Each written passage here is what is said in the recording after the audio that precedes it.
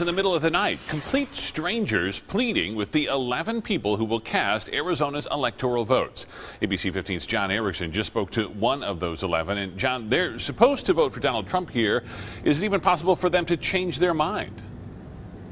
Steve, when they come here to the executive tower to cast their vote December 19th, they can vote for whomever they like. But since Donald Trump won Arizona, it's Republicans who will vote in Arizona's 11 electoral votes.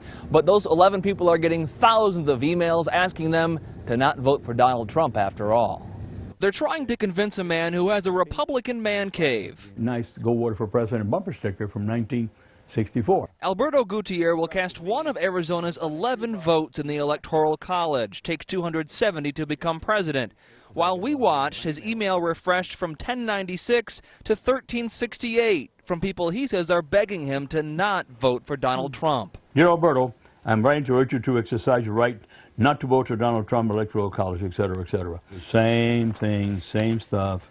Mimi Hammond from Nashville. Sorry, Mimi. His walls tell the story of the last 50 years of Republican politics. And now this room tells the story of Donald Trump. And this is the guy the emailers and callers are trying to convince?